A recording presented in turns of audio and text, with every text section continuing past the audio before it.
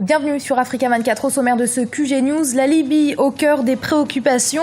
La destitution de Mouammar Kadhafi a-t-elle été bénéfique au pays? Et pour cause, depuis la crise politique, économique et sécuritaire qui s'en est suivie et sans précédent. Pour tenter d'y mettre un terme, les pays voisins, à savoir Égypte, Algérie et Tunisie, se sont réunis ce lundi. Ebola, fléau du continent depuis quelques mois, alors que le nombre de décès augmente, les pays touchés ne parviennent toujours pas à éviter la propagation de cette maladie particulièrement contagieuse. La Côte d'Ivoire, qui n'a toujours pas de cas déclarés à l'intérieur de ses frontières, multiplie tout de même les mesures préventives. Et focus à la fin de ce journal sur le festival de rue Chalwout à Accra, capitale ghanéenne, un festival d'art qui s'est tenu les 23 et 24 août dernier, qui a permis de valoriser la culture africaine dans son ensemble à travers des disciplines comme la danse, la musique ou encore la photographie.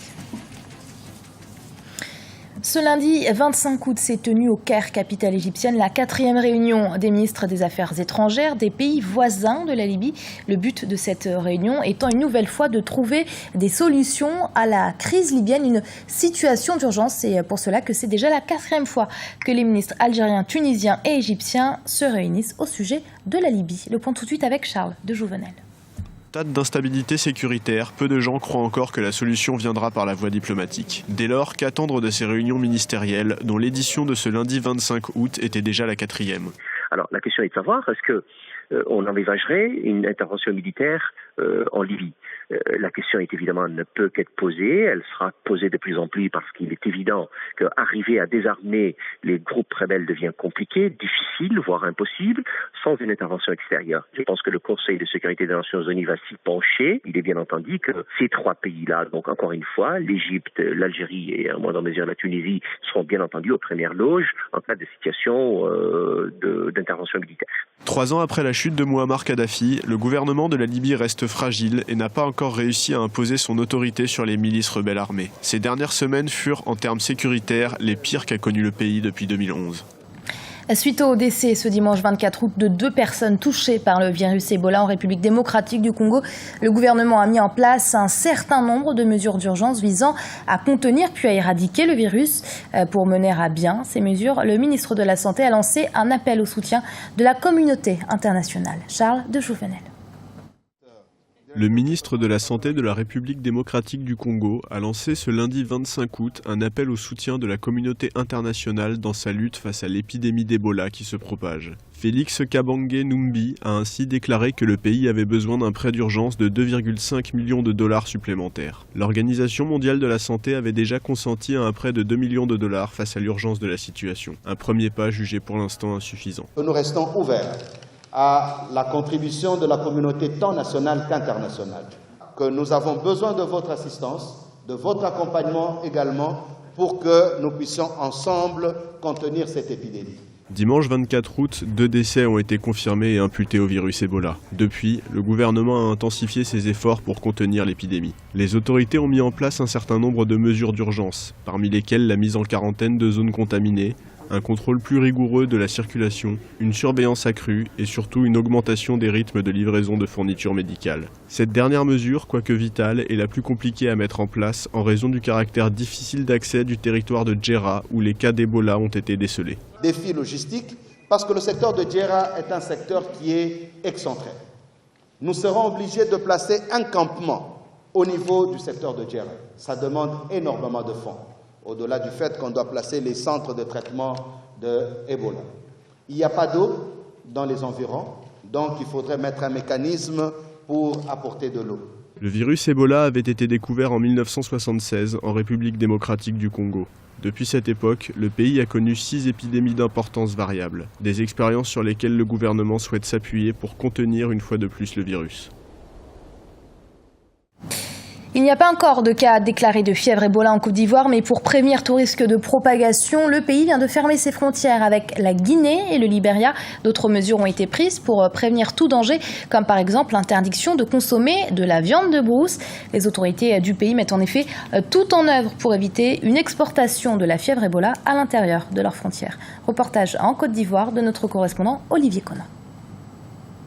Mesures d'hygiène renforcées à la CNPS, Caisse nationale de prévoyance sociale, pour protéger la population d'éventuels risques de contamination. Désormais, employés et assurés sociaux doivent se laver les mains ou les désinfecter. Cela fait partie des mesures prises par le gouvernement ivoirien pour protéger la population contre l'épidémie de fièvre Ebola. Il est notamment recommandé de ne pas se serrer la main ou de faire des accolades.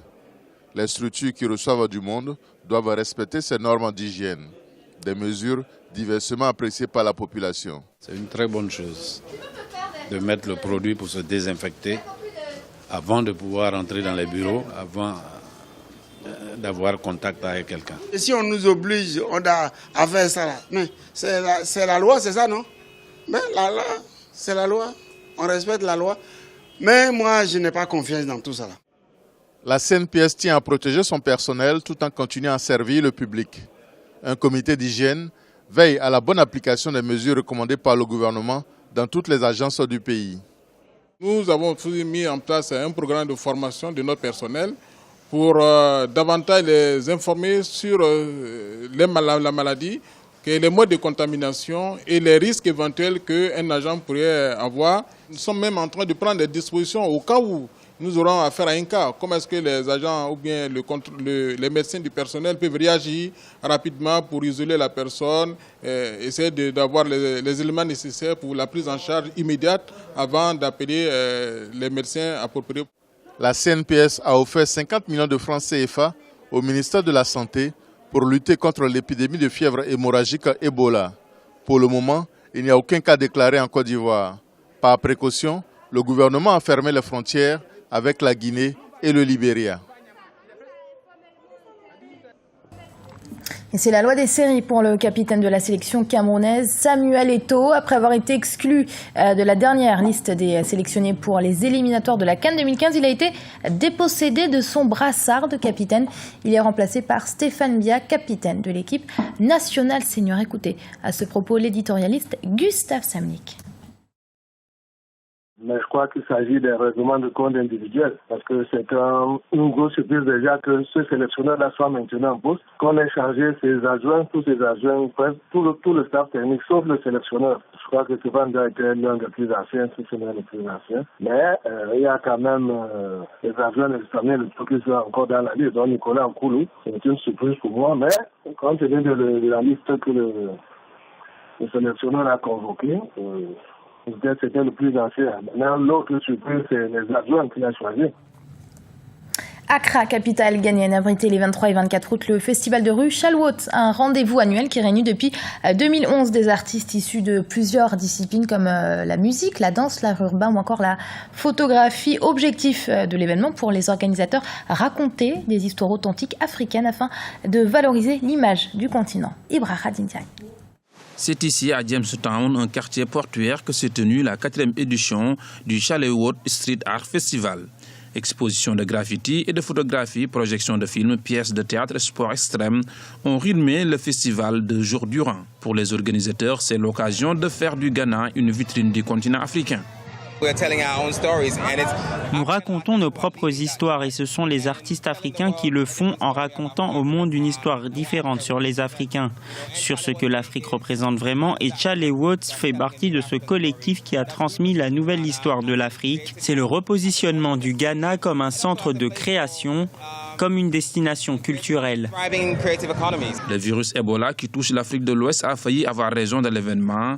Grâce à la mobilisation des participants et des organisateurs, le festival a été malgré tout un succès.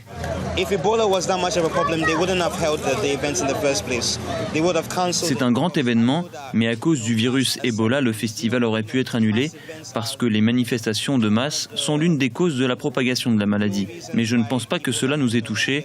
Beaucoup de gens sont prudents, ils se lavent les mains régulièrement et se serrent moins la main.